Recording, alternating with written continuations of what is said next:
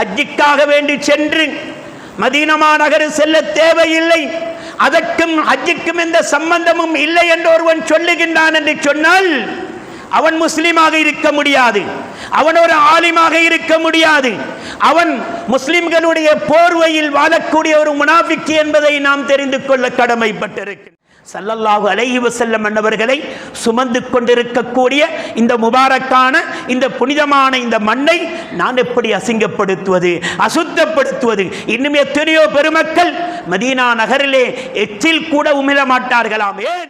ஸல்லல்லாஹு அலைஹி வஸல்லம் அவர்களுடைய ஆஷிக்கீன்களாக இருக்கக்கூடிய நமக்கும் அல்லாஹ் சுப்ஹானஹு வ தஆலா அவனுடைய பாதையிலே உயிர் தியாகம் செய்யக்கூடிய அந்த ஷஹாதத் என்று சொல்லக்கூடிய பாக்கியத்தை தருவதோடு ஸல்லல்லாஹு அலைஹி வஸல்லம் அவர்களுடைய ஹரத்துக்குள்ளால் ஸல்லல்லாஹு அலைஹி வஸல்லம் அவர்களுடைய ரவுலாவை ஜியாரத் செய்து கொண்டு தரிசித்துக் கொண்டிருக்கும் போது அவர்களை அகக்கண்களினால் கண்மணி நாயகம் ஸல்லல்லாஹு அலைஹி வஸல்லம் அவர்களுடைய முபாரக்கான திருவதனத்தை பார்த்த நிலைமையில் எங்களுடைய ரூஹ் பிரியக்கூடிய பாக்கியத்தை வல்லவன் அல்லாஹ் நமக்கு பாக்கியமாக தௌஃபீக் செய்து அருள் புரிவானாக. கௌஸே ஆஸம் தஸ்தகீர், கௌஸே ஆஸம் தஸ்தகீர், கௌஸே ஆஸம் தஸ்தகீர், கௌஸே ஆஸம் தஸ்தகீர்.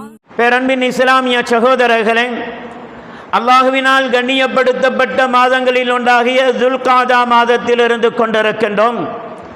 இஸ்லாத்தின் ஐம்பெரும் கடமைகளில் இறுதி கடமையாகிய ஹஜ்ஜினுடைய கடமையை நிறைவேற்றுவதற்காக எங்களுடைய நாட்டிலே இருந்தும் முழு உலகத்திலே இருந்தும் மக்கமா நகரை நோக்கி ஹஜ்ஜினுடைய கடமையை நிறைவேற்றுவதற்காக வேண்டிய ஹாஜிகள் பயணத்தை மேற்கொண்டு கொண்டிருக்கக்கூடிய சிறப்பான ஒரு காலகட்டத்தில் இருந்து கொண்டிருக்கின்றோம். ஹஜ்ஜிக்காக வேண்டி முன்கூட்டியே சொல்லுகின்றவர்கள் ஹஜ்ஜி என்பது 5 நாட்களை கொண்ட ஒரு கடமையாக இருந்து கொண்டிருக்கின்றன. ஜுல்ஹஜ் மாதத்தினுடைய 8வது நாள் தொடங்கி பிறை 13வது நாள் மொத்தமாக 5 நாட்களில் ஹஜ்ஜினுடைய சகல அம்சங்களும் நிறைவு பெறுகின்றன. தவாஃபு, சாயி, அதே போன்று மினா, முஸ்தலிஃபா, அரபா போன்ற இடங்களில் செய்யப்படக்கூடிய எல்லா அம்சங்களும் இந்த 5 நாட்களில் நிறைவேற்றப்பட வேண்டியவைகளாக இருந்து கொண்டிருக்கின்றன. ஆக மொத்தம் வருடத்தில் வரக்கூடிய எந்த ஒரு காலகட்டத்திலேயும் ஹஜ்ஜை நிறைவேற்ற முடியாது, எந்த ஒரு இடத்திலேயும் நிறைவேற்ற முடியாது. ஹஜ்ஜை நிறைவேற்றுவதற்கு மக்கமா நகர் சென்றுதான் ஆக வேண்டும். மினா, முஸ்தலிஃபா, அரபா போன்ற அந்த புனித ஸ்தலங்களுக்கு சென்றுதான் ஆக வேண்டும். அதே போன்று குறிப்பிட்ட அந்த 5 தினங்களில் தான் ஹஜ்ஜினுடைய கிரியைகள் நடைபெறவும் வேண்டும். ஆக இப்பொழுதிலிருந்தே ஜுல்காதா மாதத்தின் அரைவாசியை தான் நாம் இப்பொழுது அடைந்திருக்கின்றோம். இன்று முதல் இலங்கையிலே இருந்து உலகத்தின் பல்வேறு நாடுகளிலே இருந்து ஹஜ்ஜிக்காக வேண்டி மக்கள் பயணத்தை மேற்கொள்கின்றார்கள். எதற்காக வேண்டி முன்கூட்டியே செல்லுகின்றார்கள்? ஹஜ்ஜிக்காக வேண்டி செல்லுகின்றவர்கள் ஆரம்பமாக மக்கமா நகர் சென்று எஹ்ராமோடு செல்லுகின்றவர்கள் அங்கே சென்று உம்ராவுடைய கடமையை நிறைவேற்றுவார்கள். தமத்து என்று சொல்லப்படும் ஹஜ்ஜிக்காக வேண்டி செல்லுகின்ற அந்த பயணத்தில் ஆரம்பமாக உம்ராவை நிறைவேற்றிவிட்டு அதற்கு பின்னால் ஹஜ்ஜிக்காக வேண்டி மீண்டும் இஹ்ராம் அணிந்து அந்த விதத்தில் உம்ராவை நிறைவேற்றிவிட்டு ஹஜ்ஜை நிறைவேற்றக்கூடிய அந்த அமைப்புக்கு தமத்து என்று சொல்லப்படும். 3 வகையான நிலைமைகள் இருக்கின்றன. தமத்து, கிரான், இஃப்ராத் என்று சொல்லி இவை 3லேயும் இஃப்ராத் என்று சொல்லக்கூடியது மிகவும் ஏற்றமானதாக இருந்து கொண்டிருக்கின்றன. ஆனால் முன்கூட்டியே சொல்லுகின்றவர்கள் ஹஜ்ஜுக்கு இன்னும் நீண்ட நாட்கள் இருப்பதனால் அவ்வளவு நாட்கள் இஹ்ராமோடு இருப்பது என்பது லேசுப்பட்ட ஒரு விடயம் அல்ல. எனவே ஹஜ்ஜுக்காக வேண்டி சென்றவர்கள் உம்ராவுடைய நியத்தில் இஹ்ராம் அணிந்து மக்கமா நகர் சென்று உம்ராவுடைய கடமையை நிறைவேற்றிவிட்டு எஹ்ராமிலே இருந்து தஹல்லுலாகி விடுவார்கள். எஹ்ராமை கலைந்து நோமல் டிரெஸ்ஸுக்கு அவர்கள் வந்து விடுவார்கள். இப்பொழுது ஹஜ்ஜுக்கு இன்னும் நீண்ட நாட்கள் இருக்கின்றன. இந்த கட்டத்திலே என்ன செய்வார்கள்? முன்கூட்டியே ஹஜ்ஜுக்கு நீண்ட நாட்கள் இருக்கும் பொழுது துல்காதாவிலேயே செல்லுகின்றவர்கள் உம்ராவினுடைய கடமையை நிறைவேற்றிவிட்டு ஒரு சில தினங்கள் மக்கமா நகரத்திலே தங்கிவிட்டு கண்மணி நாயகம் ஸல்லல்லாஹு அலைஹி வஸல்லம் அவர்களை தரிசிப்பதற்காக, அவர்களுடைய ரவுலாவை தியாரத்து செய்வதற்காக பாக்கியம் பெற்ற அந்த மக்கள் மக்கமா நகரிலே இருந்து மதீனாவுக்கு செல்லுவார்கள். மதீனாவுக்கு சென்று கண்மணி நாயகம் ஸல்லல்லாஹு அலைஹி வஸல்லம் அவர்களுடைய ரவுலாவை அங்கே இருக்கும் நாட்கள் எல்லாம் ஒவ்வொரு வக்திலையும் சந்தர்ப்பம் கிடைக்கும் பொழுதெல்லாம் கண்மணி நாயகம் ஸல்லல்லாஹு அலைஹி வஸல்லம் அவர்களுடைய ரவுலாவை ஜியாரத்து செய்வார்கள். அதே போன்று அன்னவர்களுடைய மஸ்ஜிதாகிய மஸ்ஜிதுன் நபவியில் இஅ்திகாஃப் இருப்பார்கள். இன்னொரு அமல்களை எல்லாம் மஸ்ஜிதுன் நபவியிலே நிறைவேற்றிவிட்டு மீண்டும் ஹஜ்ஜினுடைய காலம் நெருங்கும் பொழுது அங்கே இருந்து மதீனா நகரிலே இருக்கக்கூடிய பிஅர் அலி என்று சொல்லக்கூடிய துல் ஹுலைஃபா என்று சொல்லக்கூடிய இடத்துக்கு சென்று மீண்டும் இஹ்ராம் அணிந்து ஹஜ்ஜுக்காக வேண்டி நியத்து வைத்து அங்கிருந்து மக்கமா நகரை நோக்கி ஹாஜிகள் ஹஜ்ஜுக்காக வேண்டி புறப்பட்டு வருவார்கள். ஹஜ்ஜுக்கு மிகவும் நெருங்கி காலம் நெருங்கி செல்லுகின்றவர்கள் அவர்கள் ஒன்றோ இஃப்ராதுடைய நியத்திலே சென்று முதலாவது ஹஜ்ஜினுடைய கடமையை நிறைவேற்றுவார்கள். இன்னும் அதிகமானவர்கள் தமத்துவிலே சென்று உம்ராவை நிறைவேற்றிவிட்டு இஹ்ராமை கலைந்து விடுவார்கள். மீண்டும் துல்ஹஜ்ஜி 8வது நாள் மினாவுக்கு செல்வதற்காக வேண்டி தாம் இருக்கக்கூடிய அந்த ஹோட்டல்கள் அறைகளிலே இருந்து ஹஜ்ஜுக்காக வேண்டி இஹ்ராம் அணிந்து ஹஜ்ஜினுடைய கடமையை நிறைவேற்றுவார்கள். அதற்கு பின்னால் ஹஜ்ஜினுடைய கடமைகள் நிறைவடைந்ததற்கு பின்னால் ஹாஜிகள் என்ன செய்வார்கள்? கண்மணி நாயகம் ஸல்லல்லாஹு அலைஹி வஸல்லம் அவர்களுடைய ரவுலாவை தியாரத்து செய்வதற்காக, தங்களுடைய பாவங்களுக்கு விமோசனத்தை தேடிக்கொள்வதற்காக புனிதமான மதீனா நகரை நோக்கி ஹஜ்ஜினுடைய கடமையை நிறைவேற்றிவிட்டு மதீனா செல்லுகின்றவர்களும் இருக்கின்றார்கள். ஆக ஹஜ்ஜுக்கு செல்லுகின்றவர்கள் சிலர் கேட்கலாம், தற்காலத்திலே அதிகமான கேள்விகள் எழுப்பப்படுகின்றன. ஹஜ்ஜுக்காக வேண்டி செல்லுகின்றவர்கள் அங்கே மக்காவிலே மினா, முஸ்தலிஃபா, அரஃபா போன்றவைகளில் தான் ஹஜ்ஜினுடைய கிரைகள் இருக்கின்றன. அதை முடித்துவிட்டு அவர்கள் தம்முடைய சொந்த நாடுகளுக்கு, சொந்த இல்லங்களுக்கு திரும்பி விட வேண்டியதுதானே. ஹஜ்ஜுக்கும் மதீனாவுக்கும் என்ன சம்பந்தம்? ஏன் மதீனாவுக்கு செல்ல வேண்டும்? எதற்காக வேண்டி ரவுலாவுக்கு செல்ல வேண்டும் என்றெல்லாம் மக்களை குழப்பி மக்களுடைய ஈமானை இழக்க செய்கின்ற எத்தனையோ விதமான முயற்சிகள், சதிகள் நடைபெற்றுக் கொண்டிருக்கக்கூடிய பயங்கரமான காலகட்டத்தில் இருந்து கொண்டிருக்கின்றோம். நாம் எல்லோரும் கலிமா சொன்னவர்கள். கலிமா என்பது லா இலாஹ இல்லல்லாஹ் என்று மாத்திரம் ஒரு மனிதன் சொன்னால் அவன் முஸ்லிமாக இருக்க முடியாது. முஹம்மதுர் ரசூலுல்லாஹ் ஸல்லல்லாஹு அலைஹி வஸல்லம் அதையும் சேர்த்து இணைத்து சொன்னால்தான் அவனை முஸ்லிமாக கணக்கெடுக்கப்படும், அவனை முஸ்லிமாக கணிக்கப்படும். லா இலாஹ இல்லல்லாஹ் சொன்னவன் முஹம்மதுர் ரசூலுல்லாஹ் ஸல்லல்லாஹு அலைஹி வஸல்லம் என்பதை என்னால் சொல்ல முடியாது என்று சொன்னால் அவன் லா இலாஹ இல்லல்லாஹ் என்று மாத்திரம் சொன்னவனாக இருந்தாலும் அவன் முஸ்லிம் அல்ல, காஃபிர். காரணம், கலிமாவின் அரைவாசியை ஏற்றுக்கொண்டான், அரைவாசியை தான் அவன் மொழிந்தான், மற்ற அரைவாசியை ஏற்றுக்கொள்ளாததன் காரணமாக அவன் காஃபிராக ஆகிவிடுகின்றான் என்பதை நாம் எல்லோரும் தெரிந்து வைத்திருக்கின்றோம். அந்த வகையில் இஸ்லாத்தின் ஒவ்வொரு அம்சத்தை எடுத்துக்கொண்டால், கலிமாவை எடுத்துக்கொண்டால், தொழுகை, நோன்பு, ஸகாத், ஹஜ் அத்துணை அம்சங்களையும் எடுத்துக்கொண்டால் அல்லாஹ் சுப்ஹானஹு வ தஆலா தொழுகையையோ, கலிமாவையோ, தொழுகை, ஸகாத், நோன்பு, ஹஜ் போன்ற எந்த ஒன்றையும் அல்லாஹ் டைரக்டாக, நேரடியாக வந்து நம்மில் யாருக்கும் அல்லாஹ் தரவில்லை. யாரின் மூலமாக அல்லாஹ் தந்தான்? நமக்கு அவைகளை கொண்டு தருவதற்கு யாரை அல்லாஹ் செலக்ட் பண்ணினான்? எங்கள் கண்மணி நாயகம் ஸல்லல்லாஹு அலைஹி வஸல்லம் அவர்களை கோடான கோடி மக்களுக்கு மத்தியிலே, சுமார் 1,24,000 நபிமார்களுக்கு மத்தியிலே, 313 ரசூல்மார்களுக்கு மத்தியிலே அத்தனை பேர்களையும் விட்டுவிட்டு அல்லாஹ் எங்கள் கண்மணி நாயகம் ஸல்லல்லாஹு அலைஹி வஸல்லம் அவர்களை தெரிவு செய்து அவர்களின் மூலமாகத்தான் அல்லாஹ் நமக்கு தீனை தந்தான். தொழுகை, நோன்பு, ஸகாத், ஹஜ் என்று சொல்லக்கூடிய அத்துணை அம்சங்களையும் எங்கள் கண்மணி நபியுல்லாஹி ஸல்லல்லாஹு அலைஹி வஸல்லம் அன்னவர்களின் மூலமாகத்தான் தந்தான். அவர்கள் எப்படி ஒவ்வொன்றையும் செய்ய வேண்டும் என்று நமக்கு காட்டி தந்தார்களோ, தொழுகின்ற விதத்தை காட்டியவர்கள் யார்? எங்கள் கண்மணி நாயகம் ஸல்லல்லாஹு அலைஹி வஸல்லம். நோன்பினுடைய, ஸகாத்தினுடைய, ஹஜ்ஜினுடைய அம்சங்கள் அது எப்படி செய்ய வேண்டும், எப்படி நிறைவேற்ற வேண்டும் என்று அந்த மெத்தட்டுகளை, அந்த முறைகளை நமக்கு படித்து தந்தவர்கள் யார்? எங்கள் கண்மணி நபியுல்லாஹி ஸல்லல்லாஹு அலைஹி வஸல்லம் அவர்கள். அத்தனை அம்சங்களையும் அல்லாஹ் குர்ஆனை இந்த உம்மத்துக்கு கொடுத்தது ஸல்லல்லாஹு அலைஹி வஸல்லம் அன்னவர்களின் மூலமாக. இஸ்லாத்தின் அத்தனை அம்சங்களையும் இந்த உம்மத்துக்கு அல்லாஹ் தந்தது எங்கள் கண்மணி நபியுல்லாஹி ஸல்லல்லாஹு அலைஹி வஸல்லம் அன்னவர்களின் மூலமாக.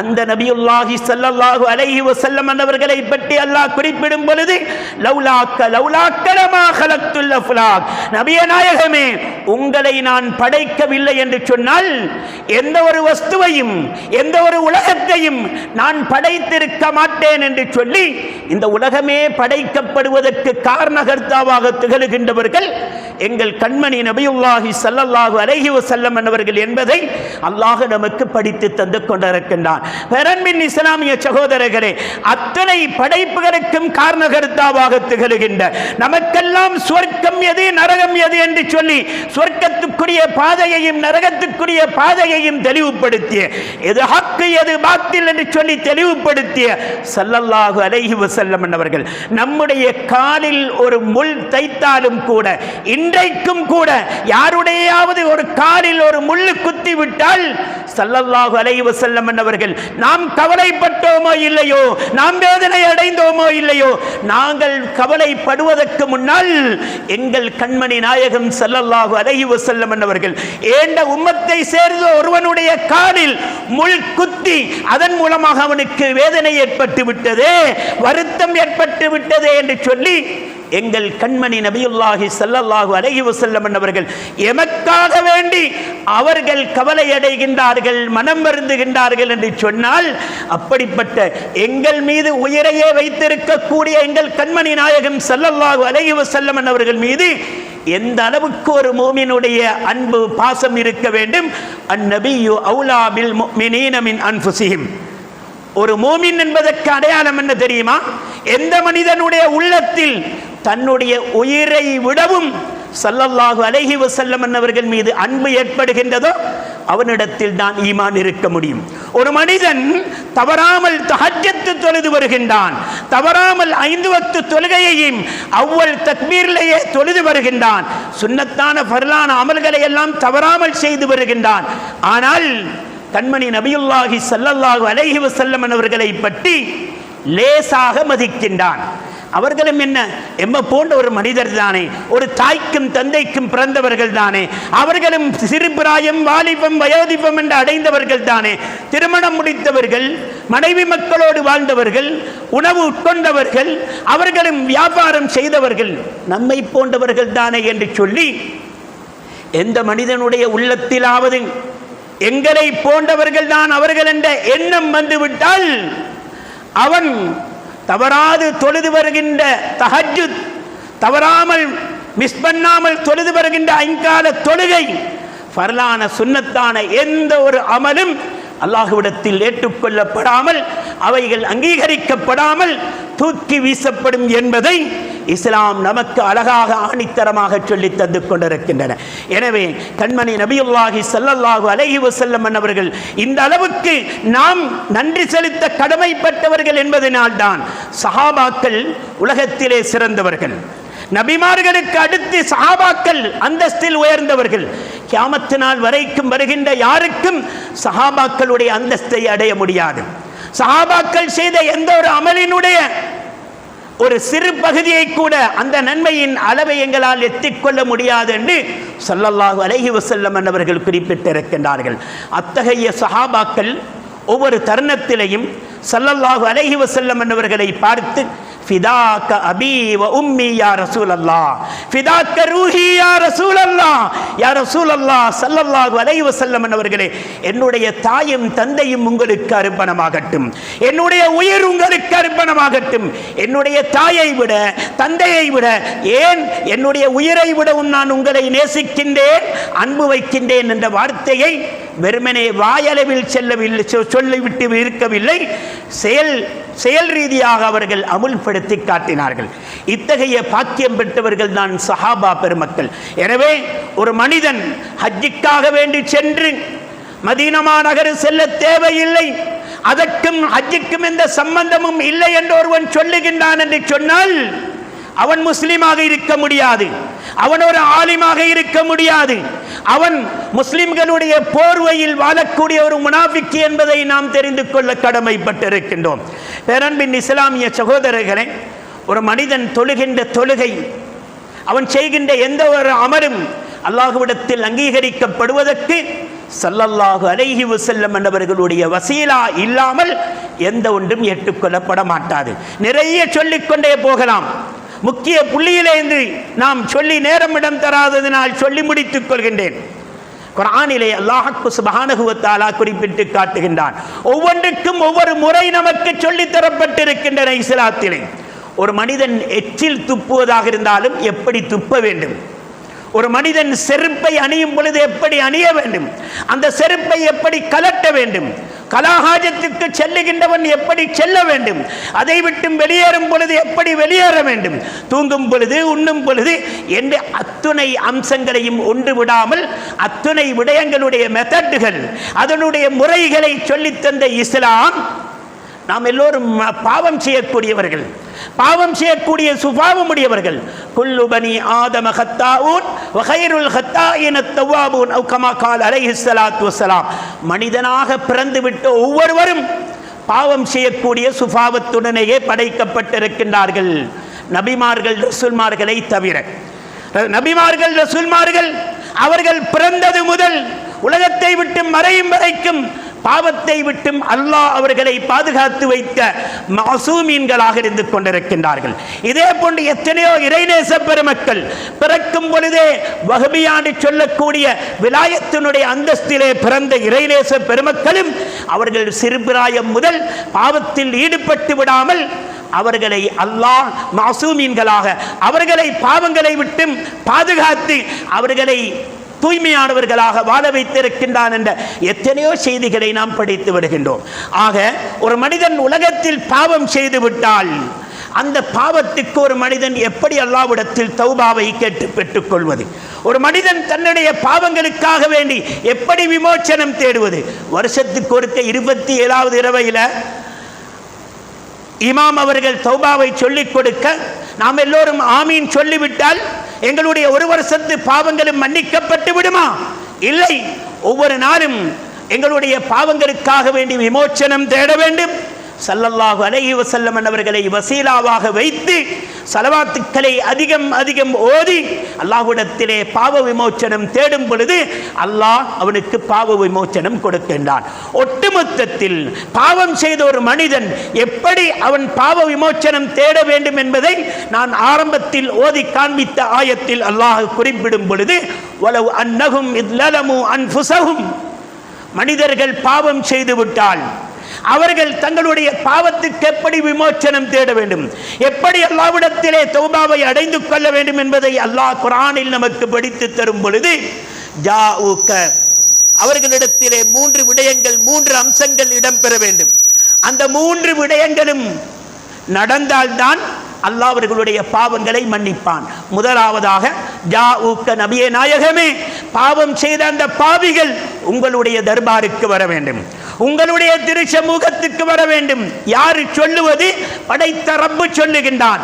பாவ மன்னிப்பு தேடுகின்றவர்கள் முதலாவதாக உங்களிடத்தில் வர வேண்டும். வந்து ஃபஸ்தக்ஃபிருல்லாஹ், இரண்டாவதாக உங்களுடைய திருச்சமூகத்திலே இருந்து, உங்களுடைய புனிதமான தர்பாரிலே இருந்து அல்லாஹ்விடத்திலே அவர்கள் கையேந்த வேண்டும். இறைவா, இதோ உன்னுடைய ஆர்டர், உன்னுடைய கட்டளைக்கு அடிபணிந்து உனது ஹபீப் ஸல்லல்லாஹு அலைஹி வஸல்லம் அவர்களுடைய தர்பாரிலே இருந்து உன்னிடத்தில் பாவ விமோச்சனத்துக்காக வேண்டி கையேந்தி இருக்கின்றேன்.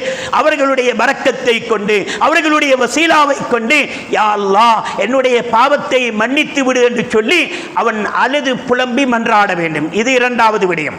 முதலாவது, ஸல்லல்லாஹு அலைஹி வஸல்லம் அவர்களுடைய திருச்சமூகத்துக்கு அவன் பாவிகள் வர வேண்டும். இரண்டாவது, அங்கிருந்து அல்லாஹ்விடத்திலே இவர்களை வசீலாவாக வைத்து அவர்கள் அல்லாஹ்விடத்திலே கையேந்த வேண்டும். மூன்றாவது ஒரு விடயம், நடக்க வேண்டும். வஸ்தக்ஃபர லஹுமுர் ரசூல், அல்லாஹ்வுடைய ரசூலாகிய நீங்களும் உங்களுடைய தர்பாருக்கு வந்து என்னிடத்திலே விமோச்சனம் தேடக்கூடிய, பாவ மன்னிப்பு தேடக்கூடிய அந்த பாவிகளுக்கு பாவ மன்னிப்பு கொடுத்து விடுங்கள் என்று சொல்லி, இறைவா அவர்களை நீ பாவம் மன்னித்து விடு என்று சொல்லி நீங்கள் என்னிடத்திலே ரிக்வெஸ்ட் பண்ண வேண்டும். நீங்கள் என்னிடத்திலே பரிந்துரைக்க வேண்டும். நீங்கள் என்னிடத்திலே அவர்களை மன்னிக்குமாறு சொன்னால் மாத்திரம்தான் லவஜதுல்லாஹ தவ்வாபர் ரஹீமா, இந்த 3 அம்சங்களும் நடந்தால்தான் அல்லாஹ் அவர்களுடைய பாவங்களை மன்னிப்பான். இந்த பாவிகள் அந்த ரப்பை, அல்லாஹுவை தவ்வாபாக, ரஹீமாக, தௌபாவை கபூல் செய்யக்கூடிய ரப்பாக, கிருபை செய்யக்கூடிய, இரக்கம் காட்டக்கூடிய ரப்பாக அவர்கள் அடைந்து கொள்வார்கள், பெற்றுக் கொள்வார்கள் என்ற செய்தியை அல்லாஹ் குர்ஆனில் நமக்கு சுட்டிக்காட்டுகின்றான். எனவே ஒரு மனிதன் காபா ஆலயத்துக்கு சென்றாலும் சரி, அரஃபா, மினா, முஸ்தலிஃபாவில் தங்கினாலும் சரி, அங்கெல்லாம் சென்று விட்டு தமக்கு கிடைத்த அந்த பாக்கியம், அந்த நாட்டுக்கு சென்றும் கூட சுமார் 400-450 கிலோமீட்டருக்கு அங்கால இருக்கக்கூடிய மதீனாவுக்கு செல்வதற்கு, கண்மணி நாயகம் ஸல்லல்லாஹு அலைஹி வஸல்லம் அவர்களுடைய ரவுலாவை தரிசிப்பதற்கு ஒரு மனிதனுக்கு மனம் வரவில்லை என்று சொன்னால் இதெல்லாம் நமக்கு எதற்கு? ஹஜ்ஜை தான் முடிச்சிட்டோமே என்று சொல்லி நாடு திரும்பினால் அவனுடைய ஹஜ்ஜி, அவன் செலவழித்த லட்சோபலட்ச பணங்கள், அவன் பட்ட கஷ்டங்கள், அவன் செய்த தியாகங்கள் எதுவுமே ஏற்றுக்கொள்ளப்பட மாட்டாது ஸல்லல்லாஹு அலைஹி வஸல்லம் அவர்களுடைய வசீலா இல்லாமல். ஒரு மனிதனுடைய பாவங்கள் மன்னிக்கப்படுவதற்கே ஸல்லல்லாஹு அலைஹி வஸல்லம் அவர்கள் அல்லாஹ்விடத்தில் பரிந்துரைத்தால் தான் அல்லாஹ்வுடைய பாவங்களை மன்னிப்பதாக நான் சொல்லவில்லை, இமாம்கள் சொல்லவில்லை, குர்ஆன்ல அல்லாஹ் சொல்லி காட்டுகின்றான், படைத்த ரப்புல் ஆலமீன் சொல்லி காட்டுகின்றான். உங்களோட பாவங்கள் மன்னிக்கப்படுவதற்கு ஏண்ட ஹபீப் ஸல்லல்லாஹு அலைஹி வஸல்லம் அவர்கள் உங்களுக்காக வேண்டி என்னிடத்தில் பரிந்துரைத்தால் மட்டும்தான் உங்களுடைய பாவங்களை கூட நான் மன்னிப்பேன் என்று அல்லாஹ் சுப்ஹானஹு வ தஆலா குறிப்பிட்டிருக்கும் பொழுது, ஹஜ்ஜுக்கு சென்று விட்டு நமக்கென்ன வேலை மதீனாவில் என்று சொல்லுவதாக இருந்தால் அவன் உண்மையிலேயே அவன் முஸ்லிம்களுடைய போர்வையில் இருக்கக்கூடியவனே தவிர அவன் முஸ்லிமாக இருக்க முடியவே முடியாது என்பதை குர்ஆனும் ஹதீஸும் நமக்கு திட்ட தெளிவாக சுட்டிக்காட்டிக் கொண்டிருக்கின்றன. இமாமுல் மதீனா என்று சொல்லக்கூடிய இமாம் மாலிக் ரஹ்மத்துல்லாஹி அலைஹி அவர்கள் எப்பொழுதும் மதீனாவில் இருக்கும் பொழுது செருப்பு அணிய மாட்டார்களாம். ஏன்? ஸல்லல்லாஹு அலைஹி வஸல்லம் அவர்களுடைய கால் பாதங்கள் பட்ட இந்த மண்ணை நான் செருப்போடு மிதிப்பதை, செருப்போடு நடமாடுவதை நான் ஒழுக்கக்கேடாக கணிக்கின்றேன் என்று சொல்லி மதீனாவினுடைய எல்லையை தாண்டும் வரைக்கும் ஒரு பொழுதும் அவர்கள் செருப்பு அணியவே மாட்டார்களாம். எங்களுடைய இமாம் ஷாஃபி மذஹபினுடைய இஸ்தாபகர் இமாம் ஷாஃபி ரஹ்மத்துல்லாஹி அலைஹி அவர்கள் மதீனாவுக்கு செல்லுகின்ற சந்தர்ப்பங்களில் எல்லாம் தமக்கு கலாஹாஜத்துக்கு செல்ல தேவை ஏற்பட்டு விட்டால், 1க்கு 2க்கு செல்வதற்கு, கலாஹாஜத்துக்கு செல்வதற்கு அவர்களுக்கு தேவை ஏற்பட்டால் ஹரத்தினுடைய எல்லையை தாண்டி மிக நீண்ட தூரம் சென்றுதான் கலாஹாஜத்தை ஒவ்வொரு தடவையும் நிறைவேற்றி வருவார்களாம். ஸல்லல்லாஹு அலைஹி வஸல்லம் அவர்களை சுமந்து கொண்டிருக்கக்கூடிய இந்த முபாரக்கான, இந்த புனிதமான இந்த மண்ணை நான் எப்படி அசிங்கப்படுத்துவது, அசுத்தப்படுத்துவது? இன்னும் எத்தனையோ பெருமக்கள் மதீனா நகரிலே எச்சில் கூட உமிழ மாட்டார்களாம். ஏன்?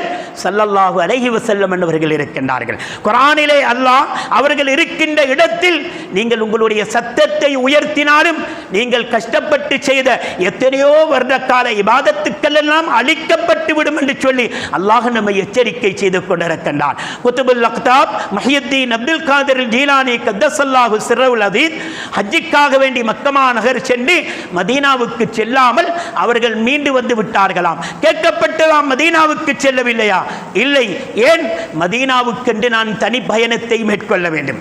ஹஜ்ஜுக்காக வேண்டி சென்ற பயணத்தில் போற போக்கில் அங்க போன மாதிரி இங்கேயும் போய் எட்டி பார்த்துட்டு வருவோமே என்று சொன்னால் அது எனக்கு ஒழுக்கக்கேடாக நான் நினைக்கின்றேன்.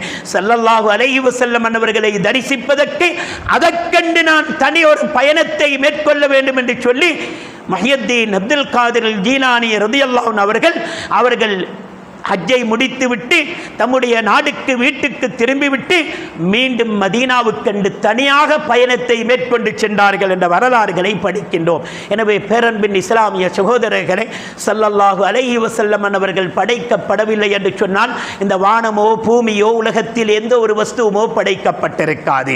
நமக்கு தரப்பட்ட ஒவ்வொரு அம்சங்களும் தொழுகையாக, நோன்பாக, ஜகாத்தாக, ஹஜ்ஜாக எந்த ஒரு அம்சமாக இருந்தாலும் அதை ஸல்லல்லாஹு அலைஹி வஸல்லம் அவர்கள் தான் நமக்கு கொண்டு வந்து தந்தார்கள். மாத்திரமல்லாமல் அதை செய்யக்கூடிய செயல்முறைகளையும் காட்டித் தந்தவர்கள் ஸல்லல்லாஹு அலைஹி வஸல்லம் அவர்கள். எனவே ஸல்லல்லாஹு அலைஹி வஸல்லம் அவர்கள் வாழுகின்ற அந்த மதீனாவுக்கு செல்ல வேண்டும் என்ற பாக்கியம் கிடைக்க வேண்டும் என்ற ஆதங்கம், ஆசை ஒவ்வொருவருடைய உள்ளத்திலேயும் இருக்க வேண்டும். சையதுனா உமர் இப்னுல் கத்தாப் ரலியல்லாஹு அன்ஹு அவர்கள் அடிக்கடி ஒரு துஆவை ஓதி வருவார்களாம். அல்லாஹும்ம ர்ஸுக்னி ஷஹாதத்தன் ஃபீ ஸபீலிக் வஜஅல் மௌத்தி ஃபீ ஹரமி ரசூலிக்க ஸல்லல்லாஹு அலைஹி வஸல்லம். யா அல்லாஹ், உன்னுடைய பாதத்தில், உன்னுடைய பாதையில் உயிர் தியாகம் செய்யக்கூடிய பாக்கியத்தை எனக்கு தர வேண்டும்.